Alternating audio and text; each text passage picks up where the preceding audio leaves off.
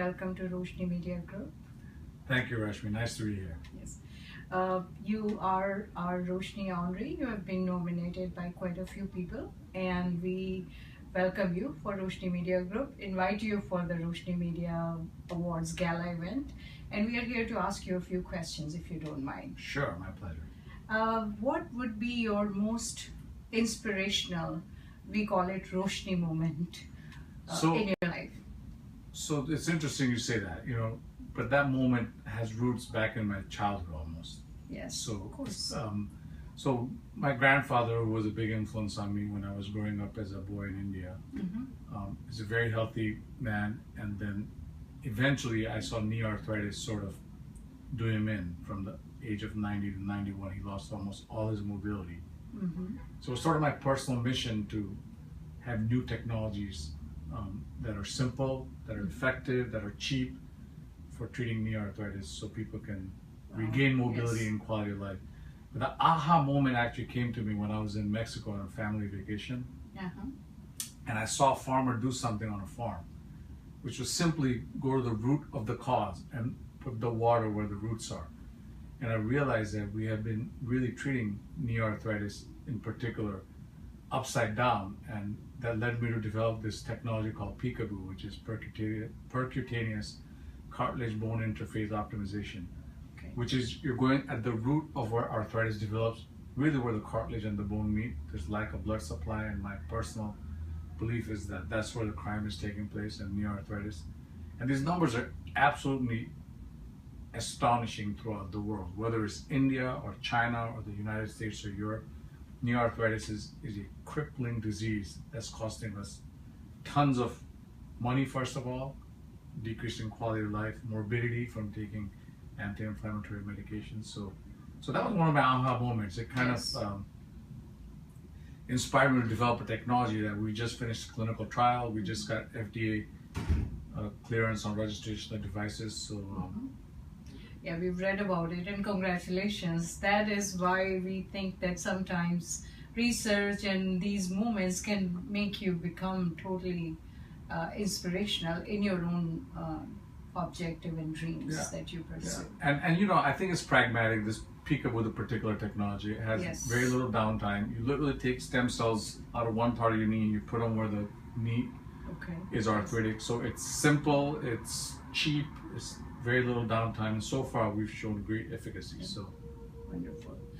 As you know, Roshni Media Group, our mission statement is creating global diversity awareness. So we would like to know your thoughts about it, the need for global diversity, the need for one world as we push for our mission. Sure. So, if you look at historically, I always look at things from a historical perspective. Sort of the Europe and United States has sort of dominated the world politics and world economies for that matter. And now you have India and China and lots of other players to the table. And they're producing tremendous intellectual talent. And as a matter of fact, some of the students doing research with me right now are from China and India. They're graduate students who are helping me develop newer instruments. So there's a lot of intellectual capital that's being spread around the world. And if we can harbor that intellectual capital around the world for really the good of the world. And it's interesting. It goes back to what my grandmother used to say when I was growing up. And she was big in girls' education. And she said, empower the girls, and you can really begin a journey towards a peaceful and prosperous world. So I think if we educate all the girls around the world, and if we have this collaboration on technologies for enhancing our quality of life and minimizing expenses, whether it's healthcare or other technologies, I think we could really see a better world.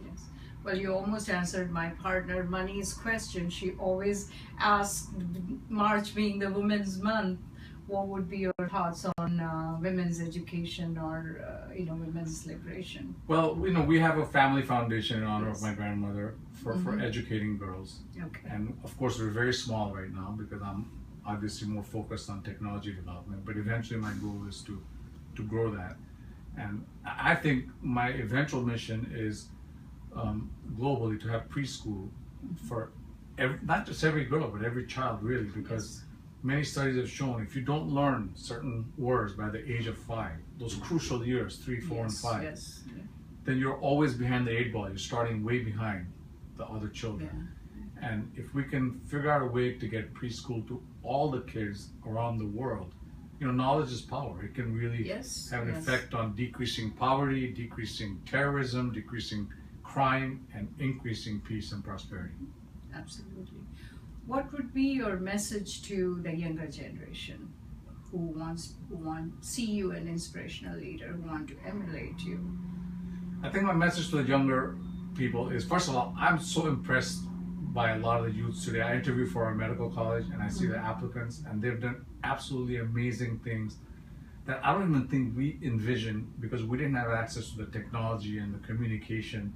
So what I say to younger people today, with a shrinking globe really in terms of communication, I mean, tomorrow I can speak to my cousin in India who has helped me develop a lot of this stem cell knee arthritis technology instantaneously, and I could be inside his operating room looking at what he's doing.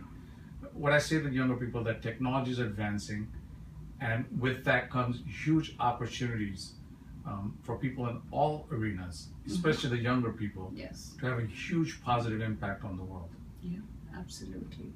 What is your dream? What is your dream for future, personally and professionally? Well, my dream truly is, and it's obviously it starts with my kids, my daughter and my son. I want them to be global citizens. They go to this United Nations International School where they collect for Halloween. They actually collect coins for UNICEF, so for children around the world. And I want them, it all begins at home. I want my kids to understand they're global citizens. I want them to be givers, to give back to the world. But my vision for the world really is, despite all these global issues, I do believe that the future is bright for the world because we've made huge strides on diseases. We continue to make advances on managing diseases, and I think the future looks bright. And I think if we can educate everybody, that's the key. Yes. If we can make education accessible to every poor child around the globe, then I think we will have done our job, or at least striving for a better future and better vision for the future. What would be your one word to Roshni? Knowledge. Thank you. That says it all. Thank you so much. Thank you. Thanks, Rashmi. Thanks for having me. Thank you. You're very welcome.